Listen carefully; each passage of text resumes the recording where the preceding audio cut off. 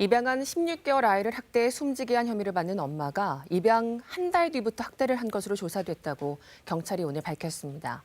학대 신고가 3차례나 있었는데 부모와 분리되지 못했고 아이가 결국 숨지면서 비난이 거세게 일었죠. 전문기관의 아동학대 위험도 평가상 딱 한 문항 부족했기 때문이라고 합니다. 정지주 기자입니다. 그렇게 아이는 하늘의 별이 됐습니다. 16개월, 아장아장 걸었을 거고요. 그 작은 입으로 외계어 같아도 너무 예쁜 말들 했겠죠. 부부는 입양하면서 아이 옷 소재까지 걱정을 했다고 하죠.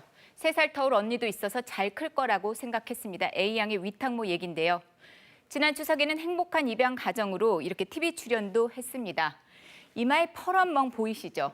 당시에는 그게 학대라고는 상상을 못했었죠.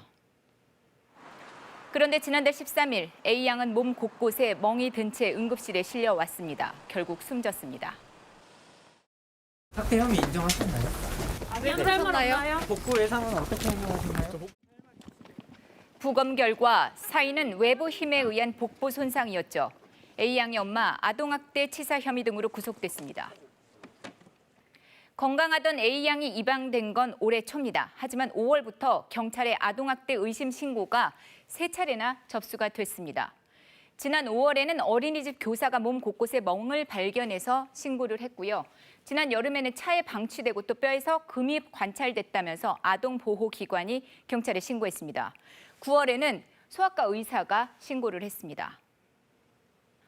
혼자 걷지도 못할 정도로 영양 상태가 안 좋다. 학대가 의심된다는 거였죠. 하지만 특별한 조치 없었습니다. 그 이유, 아동보호 전문기관의 위험도 평가서 때문입니다. KBS가 입수한 내용을 보면요. 9월 신고 당시인데요. 학대 위험도 평가 9개 문항 가운데서 3개 문항, 이렇게 3개 문항만 해당된다고 적혀 있습니다. 점수로는 3점이죠. 4개 문항에 해당이 돼야 분리 조처가 고려가 되는데 딱 1개, 1점이 부족했습니다. 몸무게도 빠졌고 잘 걷지도 못했다죠. 그런데 방임이나 학대로 초래된 발육부진 관찰된다. 이 항목은 아니라고 체크가 돼 있습니다. 신체적인 발달 상태가 지체되고 지연되고 있고 그리고 신체 상흔이 있었기 때문에 그게 아동 학대로 인한 신체 발달의 지연이 아니다라고 하는데 대답을 했다는 것 자체가 사실 믿기 어려운, 어떻게 그게 가능할지. 평가 문항 자체도 문제라는 지적이 있습니다. 학대 행위자로부터 분리보호 요구 의사를 표현한다.